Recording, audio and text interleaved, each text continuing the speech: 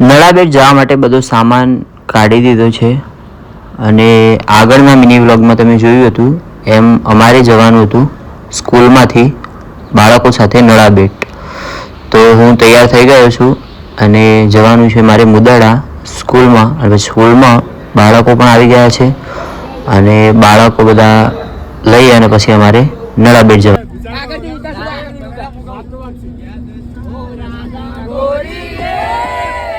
સૌથી પહેલાં અમે આવી ગયા વરાણા. વરાણા અહીંયા ખોડિયાર માતાજીનું પ્રસિદ્ધ મંદિર આવેલું છે અને એવું કહેવાય છે કે ખોડિયાર જયંતિના રોજ અહીંયા ખૂબ મોટો મેળો ભરાય છે અને હજારો પબ્લિક આ મેળાનો લાભ લેતી હોય છે.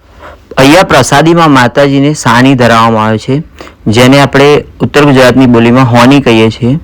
તો એ પણ અહીંયાનો એક અલગ જ ભાગ છે અને અમે અહીંયા મંદિરમાં દર્શન કરી અને પછી ફોટા પડાવ્યા. આ મંદિર વરાણામાં આવેલું છે અને વરાણા તાલુકો સમીમાં આ સુપ્રસિદ્ધ મંદિર આવેલું છે અને ઘણા બધા ભાવિ ભક્તો અહીંયા માતાજીના દર્શન કરી અને ધન્યતા અનુભવતા હોય છે. ખૂબ સરસ જ મંદિર છે જોવાલાયક અને અહીંયા મંદિર તમે જોઈ શકો છો.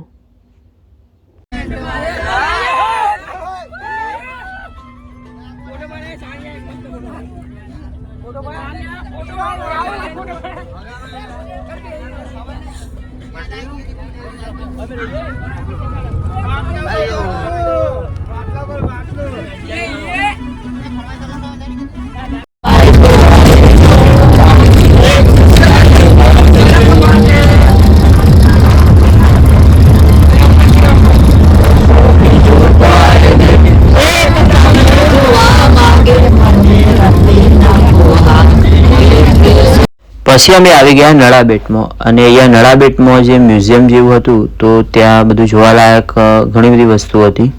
તો અમે અહીંયા જોવા માટે આવી ગયા હતા અને આ બધું જોઈ અને બાળકોને ખૂબ જ મજા આવી હતી.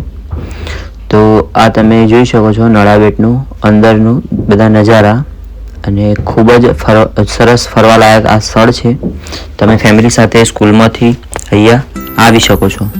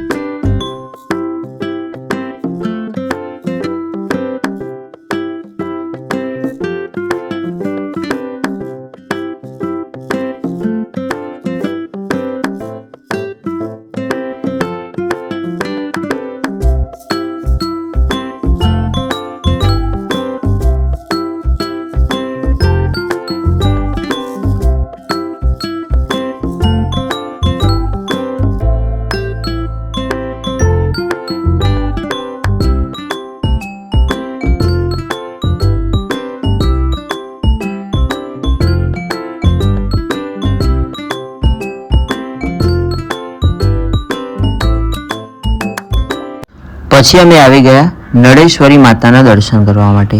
અહીંયા નળેશ્વરી માતાનું મંદિર આવેલું છે અને કહેવાય છે કે અહીંયા આર્મીના જવાનો દ્વારા આ મંદિરમાં માતાજીની પૂજા કરવામાં આવે છે અને લોકવાયકા મુજબ એવું પણ કહેવામાં આવે છે કે માતાજી પણ સરહદ ઉપર આ જવાનોની રક્ષા કરતા હોય છે.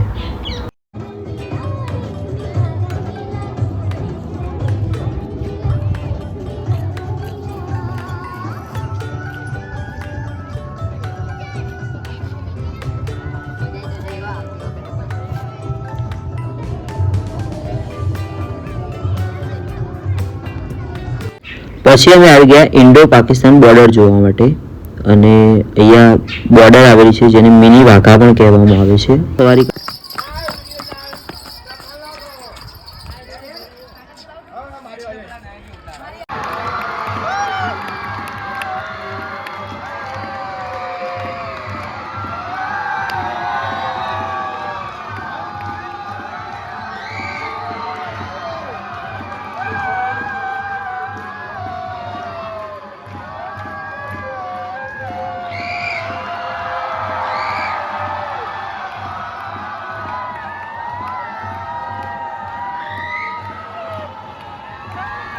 છેલ્લે પરેડ જોઈ અને પછી અમે બધા ઘરે આવી ગયા.